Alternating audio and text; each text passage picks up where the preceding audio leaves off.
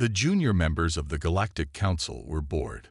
Their job of reviewing newly discovered civilizations usually meant endless hours of looking at peaceful worlds with simple life forms. Most planets they found hosted beings that had barely mastered basic tools. This day seemed no different until someone pulled up the file on Solar System 3472b, specifically its third planet, Earth. "Look at these readings," chuckled Vexna, a tall, blue-skinned being from a world of eternal twilight. "The temperature swings are incredible, from freezing to boiling in the same regions, and the atmospheric disturbances, they call them storms, would tear apart any sensible structure."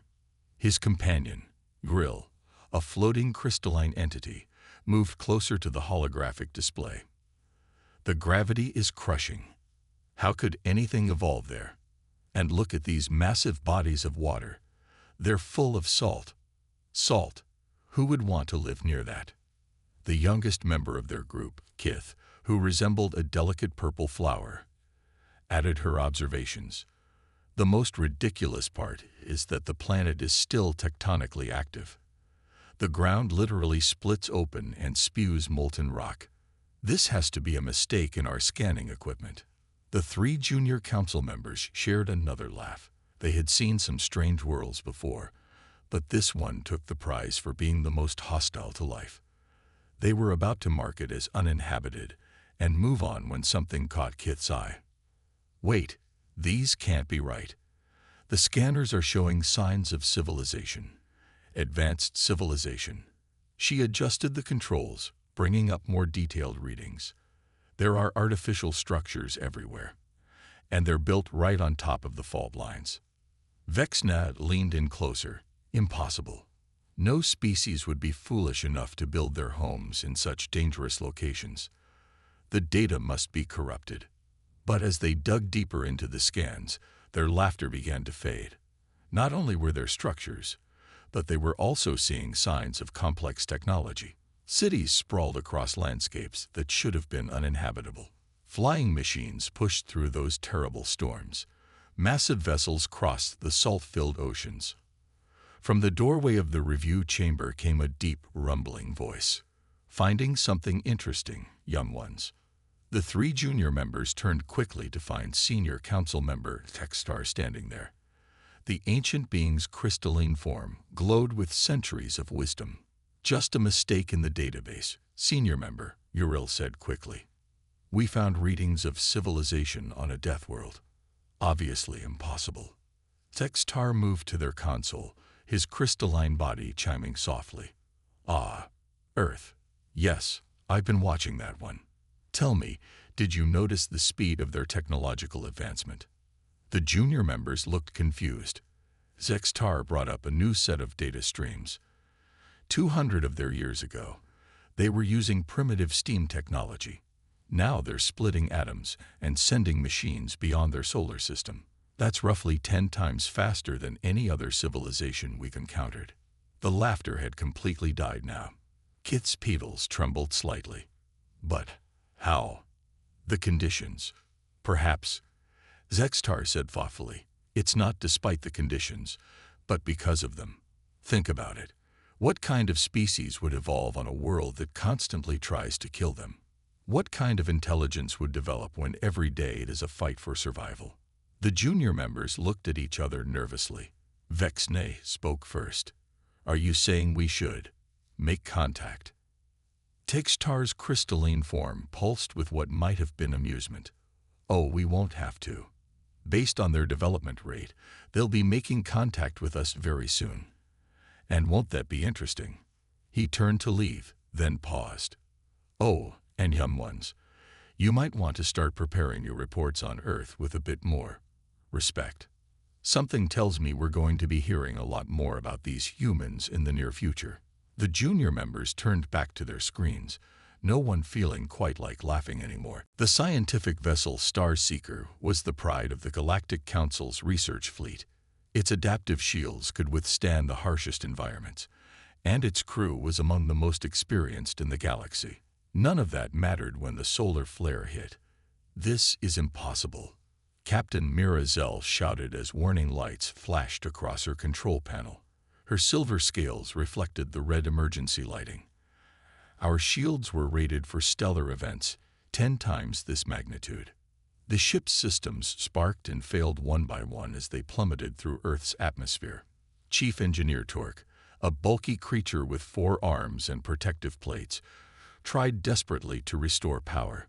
The human star is different, more volatile. Nothing in our database prepared us for this. They crashed in a remote area the ship's computer identified as Montana. The impact was surprisingly gentle thanks to the planet's thick atmosphere, but the ship was dead. 5 crew members survived, huddled in their environmental suits as they stared out at the alien landscape. The temperature is below freezing, Science Officer Pell noted, her tentacles wrapping tighter around herself. And these white crystals falling from the sky. They're frozen water.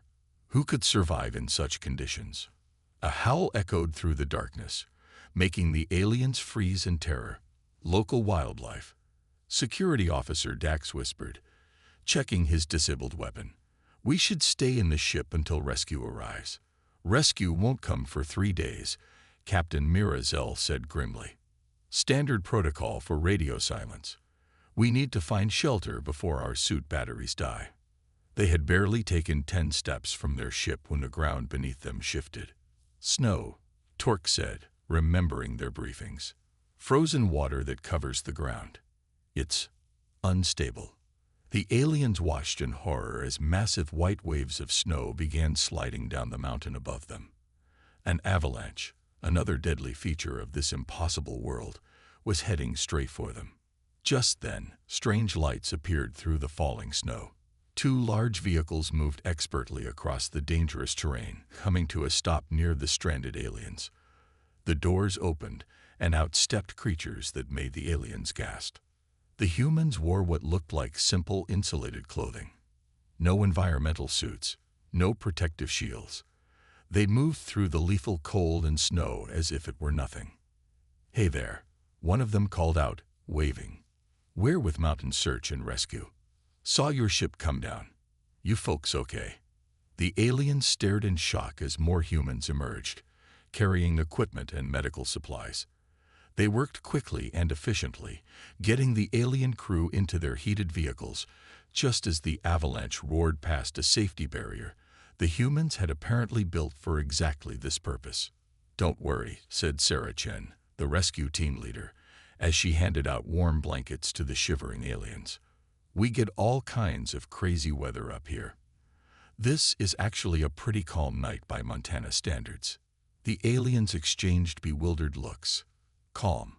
They had just survived conditions that would be considered a major disaster on most civilized worlds.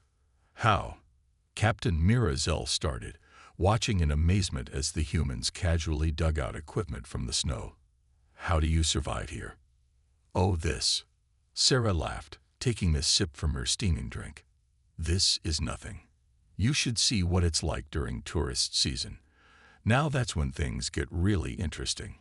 The aliens huddled closer together in the rescue vehicle, trying to process what they were seeing. These humans weren't just surviving in these conditions, they were thriving. They had built an entire civilization in an environment that should have been impossible to inhabit.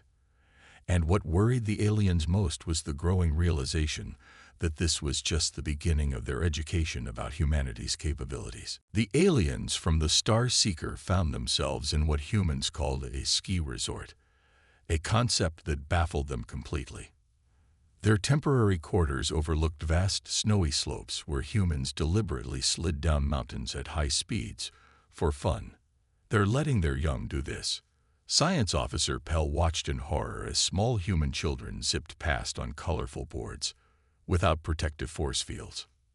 "They call it teaching them confidence," Captain Mirazell said, reading from the information packet their hosts had provided. She still couldn't believe it. Apparently, they start some of them as young as 3 years old. Through the window, they'd watched a human teenager attempt to jump, fall, laugh, and get right back up to try again. The aliens winced with each attempt, but the human showed no signs of distress. Their observations were interrupted by Sarah Chen, who had stayed as their guide. Want to see something really interesting? There's a rock climbing competition in the indoor gym today. The aliens followed her to a large room where humans of various ages were scaling artificial walls, hanging by their fingers over dizzying heights. Some even chose to climb upside down, treating it like a puzzle rather than a death-defying feat. This is how they practice for climbing real mountains, Sarah explained casually. You know, for when the weather's too bad to climb outside. Too bad? Engineer Torque asked. You mean you climb in worse conditions than this? Sarah pulled out her phone and showed them pictures of humans climbing frozen waterfalls. Oh yeah, ice climbing is amazing. These are from last weekend. The news of the alien visitors had spread quickly through the galactic community. The Galactic Council's communication channels were buzzing with reports and speculation. Many refused to believe the initial findings. Impossible, declared one council member. No species could evolve meaningful intelligence in such conditions. The constant struggle for survival would prevent cultural development. But the evidence kept coming. The aliens watched in amazement as humans dealt with what they called a minor emergency, a sudden blizzard that cut power to the resort. Instead of panicking, the humans treated it like a planned event. Children helped gather supplies, telling excited stories about camping indoors. Adults organized games and activities, melted snow for water, and kept everyone's spirits high. This happens every few years, explained Tom Martinez, the resort's maintenance chief. That's why we always keep emergency supplies ready. Want to help us build a snow fort? Security Officer Dax found himself drafted into a snowball fight with a group of human children. The activity seemed to combine combat training, strategic thinking, and pure joy in a way he had never experienced. The children, he reported later to his captain, they're learning survival skills, team coordination, and tactical thinking, while laughing. I've never seen anything like it. The resort's medical center provided another shock. The aliens watched as humans came in with what seemed like serious injuries, broken bones, deep cuts, severe bruises, and treated them as minor inconveniences.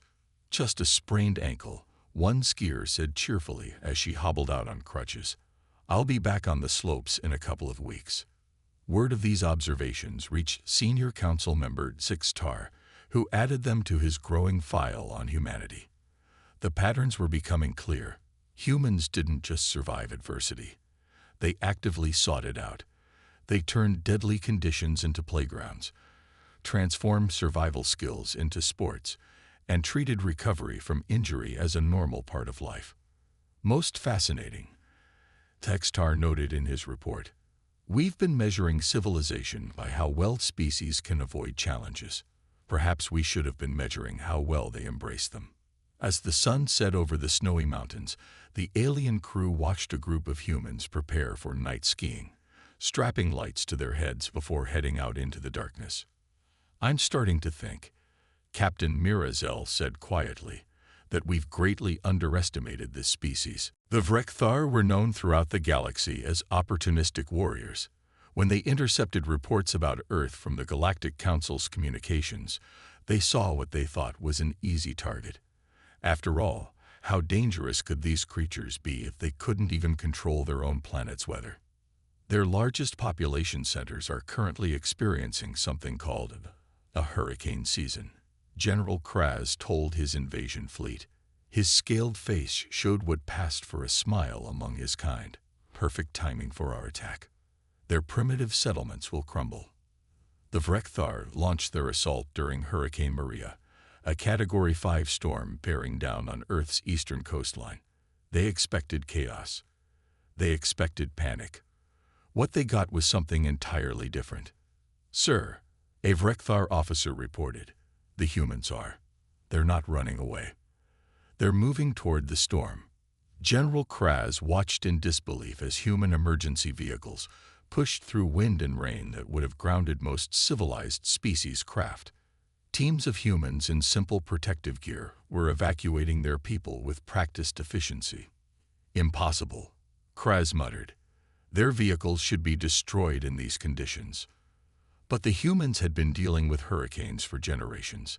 Their vehicles were built heavy and low to the ground. Their buildings bent with the wind instead of breaking. Their emergency responders knew exactly how to operate in conditions that the Vrekthar had assumed would be catastrophic. The invasion fleet positioned itself above major cities, ready to strike. But the humans had already spotted them, despite the storm's interference with normal scanning equipment.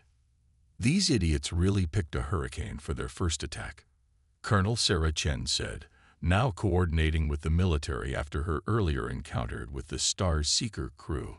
Let's show them why that was a mistake. The Vrekthar's first wave of attack ships descended through the storm clouds, expecting to find cities in chaos. Instead, they found themselves caught in a trap. The humans had used the hurricane's powerful winds to their advantage, creating artificial wind tunnels that threw the alien ships off course. "They're using the storm against us," a Vrekthar pilot screamed as his ship was tossed about like a leaf. "How do they even know where we are in this weather?" The answer came in the form of Coast Guard helicopters emerging from the clouds, their crews long trained in hurricane rescue operations. They moved through the storm as if it wasn't there, targeting the struggling alien ships with devastating precision.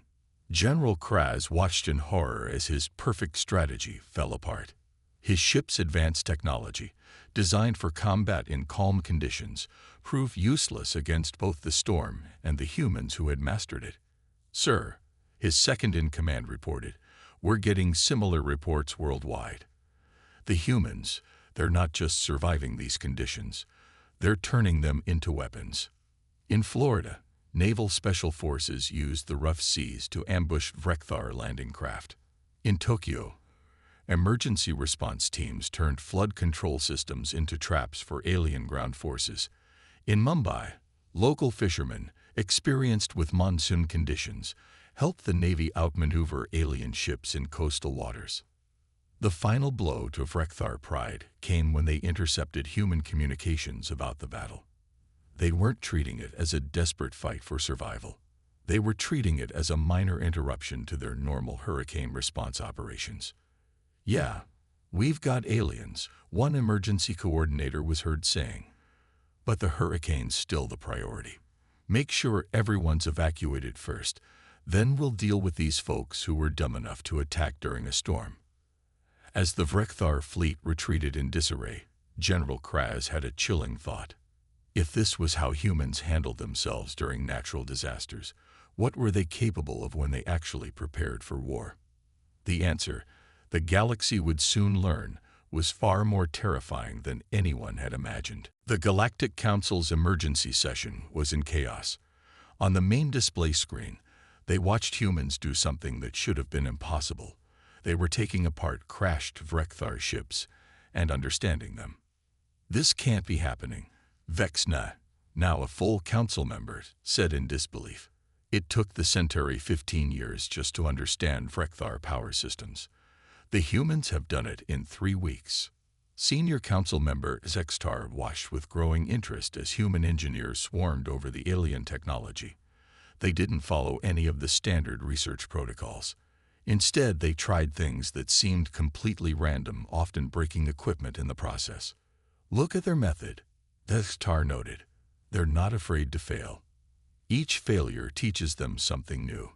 In a secure facility in New Mexico, Dr. Maria Rodriguez led a team studying a partially intact Vrekthar ship. Unlike other species who treated advanced technology with careful reverence, her team had a different approach. "Okay, that definitely didn't work," she said cheerfully, watching smoke rise from their latest experiment. "But now we know what that red wire does. Jake, write that down. Red wire, probably important. Don't cut it next time." Their progress was staggering.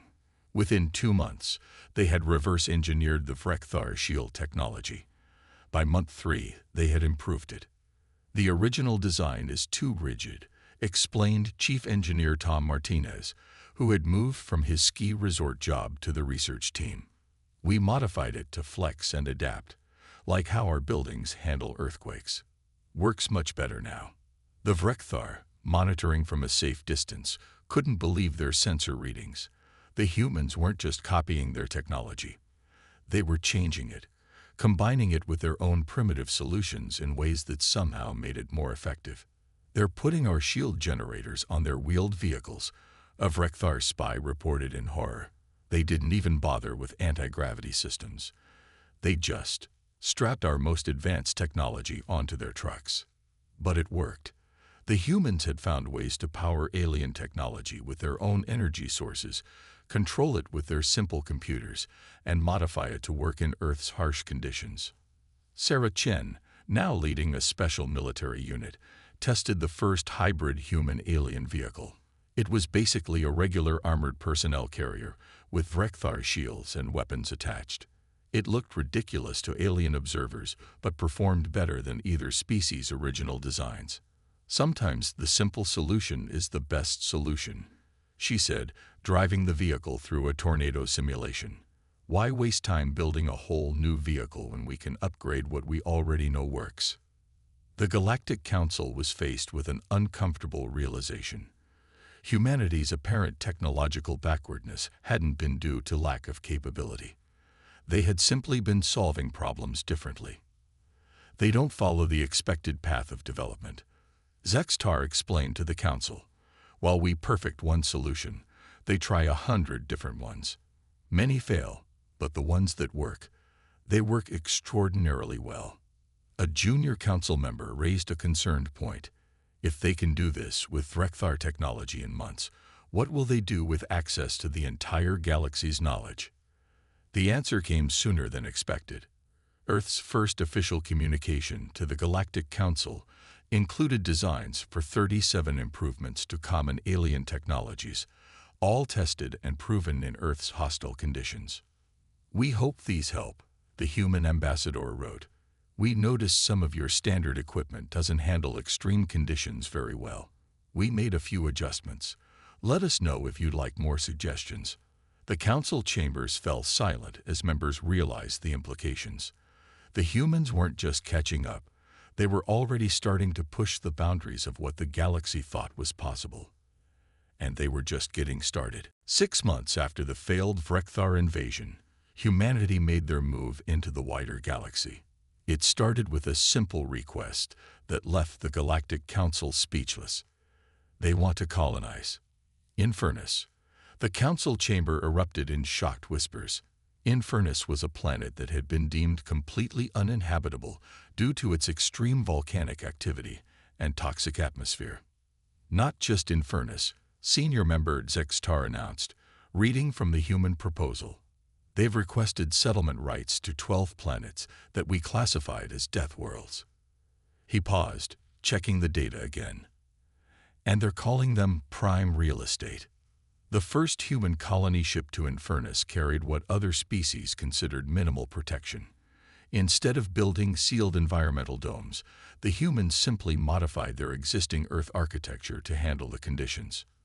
It's basically like Hawaii, explained colony leader Jessica Martinez, daughter of the engineer who had helped reverse engineer alien technology. Just with more lava. We've been building on volcanic islands for centuries. This is just a bigger version. Within weeks, the humans had established their first settlement. They named it New Honolulu, complete with lava surfing as a tourist attraction. You're doing what? The Galactic News Network reporter asked. Sure, they had misheard. Lava surfing, Jessica said cheerfully. We've modified the Vrekthar shield technology to make boards that can glide over the molten rock. Want to try it? We've got beginner classes every Tuesday. The reporter declined. But that was just the beginning.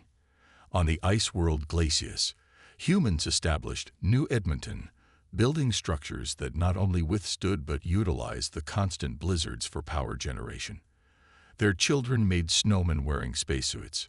On the high-gravity world Crucius, human colonists adapted their exercises into a new sport they called ultra-weightlifting.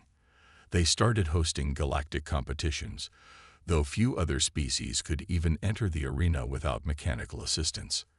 The Galactic Council watched in amazement as humans transformed one uninhabitable world after another into thriving colonies.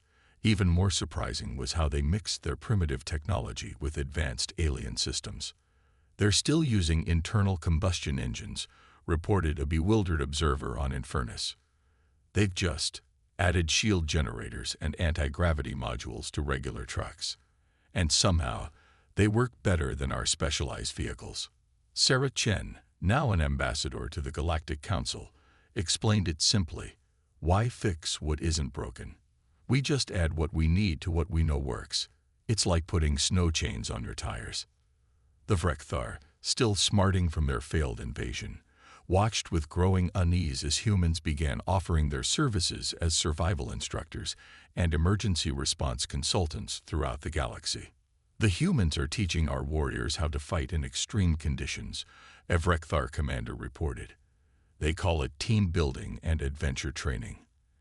And our troops are actually enjoying it." Trade ships began carrying human survival gear. Simple but effective tools that worked even when advanced technology failed. Human-designed emergency protocols were adopted by species across the galaxy. Even the most skeptical council members couldn't deny the results. Survival rates for expeditions using human techniques increased dramatically. Colonies on challenging worlds began to thrive using human adaptation strategies. "Perhaps," Zextar suggested during a council session, "we should reconsider what we call primitive. The human solutions may seem simple, but they are undeniably effective." The council chambers displayed a live feed from Infernus, where human colonists were holding their first extreme sports festival. The sight of humans happily jumping over lava flows while other species watched in horror seemed to perfectly summarize humanity's unique approach to challenges. As one human instructor told his alien students, "The universe isn't hostile, it's just challenging.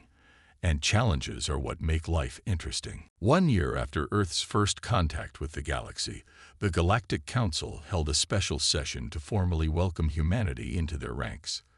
The council chambers, designed for species from civilized worlds, were kept at what most species considered a perfect temperature. For the humans, it was uncomfortably hot and humid. Ambassador Sarah Chen, wearing her formal diplomatic uniform, simply removed her jacket and rolled up her sleeves. The other council members watched in fascination as the entire human delegation casually adjusted their clothing to match their comfort needs. "Should we adjust the environmental controls?" asked Vexna, remembering how he had once laughed at Earth's conditions. "Oh, don't worry about it," Sarah replied with a smile. "This is nothing. You should visit Singapore in summer." The formal ceremony was interrupted by an unexpected emergency. The council chamber's atmospheric regulators malfunctioned, causing the temperature to rise dramatically. Most species began to panic. "We must evacuate," announced the council's security chief. "These conditions are becoming dangerous." The humans exchanged looks and then sprang into action. Within minutes, they had organized emergency response teams from their delegation, using their experience from Earth's various climate zones to help other species cope with the heat. "Here," said Dr. Rodriguez, passing out water bottles and hand fans to the struggling alien diplomats. "Small sips, stay in the shade, and fan yourself like this." Basic desert survival techniques. Tom Martinez, who had come as a technical advisor, quickly found the problem with the environmental systems. "It's not so different from when our AC broke at the ski resort during that blizzard," he explained while fixing it. "Sometimes the simple solutions work best." The council members watched in amazement as the humans not only remained calm but seemed to treat the entire emergency as a routine incident. "Is your entire species trained in emergency response?" asked a fascinated council member. "Not formally," Sarah explained. "We just grow up learning to deal with whatever Earth throws at us. You never know when you'll need these skills." As the chamber's temperature returned to normal, Zextar took the opportunity to address the council.